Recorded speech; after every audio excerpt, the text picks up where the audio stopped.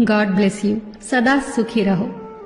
ये जो प्रणाम के उत्तर में हमारे मुंह से निकलते हैं ना, ये कोई साधारण शब्द नहीं है। ये दुनिया के सबसे कीमती शब्द हैं। आजकल हम इन बातों को महत्व देना बंद करते जा रहे हैं, पर यकीन मानिए, जो प्रणाम के जवाब के रूप में आशीर्वाद हमें मिलता है या हम किसी को देते हैं, वो 100% चमत्कारिक शब्द होते हैं, बेशकीमती शब्द होते हैं। एक बहुत प्यारी कथा कहने जा रही हूं। महाभारत का युद्ध चल रहा था। एक दिन दुर्योधन के व्यंग से आहत होकर भीष्म पितामह यह घोषणा कर देते हैं कि मैं कल पांडवों का वध कर दूंगा।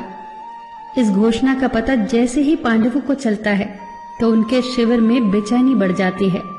सभी को भीष्म पितामह की क्षमताओं के बारे में पता था, इसीलिए सभी अनिष्ट की आशंका से परेशान हो जाते हैं। तभी श्री कृष्ण द्रौपदी से कहते हैं, तुम अभी मेरे साथ चलो। श्री कृष्ण द्रौपदी को लेकर सीधे पितामह भीष्म के शिविर में पहुंच जाते हैं। श्री कृष्ण स्वयं तो शिविर के बाहर खड़े हो जाते हैं, पर वो द्रौपदी से कहते हैं कि अंदर जाकर पितामह भीष्म को प्रणाम करो।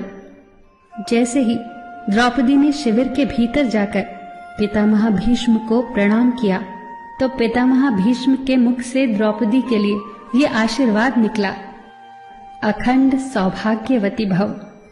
जैसे ही ये आशीर्वाद उनके मुख से निकला, उसी क्षण उन्हें स्मरण हो आया कि आज ही तो उन्होंने पांडवों के वध की घोषणा की थी और स्वयं ही उन्होंने द्रौपदी को अखंड सौभाग्यवती रहने का आशीर्वाद दे दिया। फिर पितामह भीष्म ने द्रौपदी से पूछा, पुत्री, क्या तुम इतनी रात को यहाँ अकेली आई हो या तुम्हें यहाँ श्री कृष्ण लाए हैं? तब द्रौपदी ने कहा, जी पितामह, और वो शिविर के बाहर ही खड़े हैं।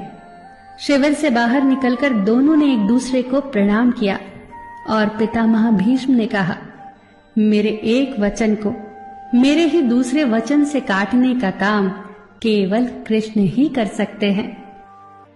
शिविर से वापस लौटते समय श्री कृष्ण ने द्रौपदी से कहा, तुम्हारे एक बार जाकर पितामह को प्रणाम करने से तुम्हारे पतियों को जीवन दान मिल गया है।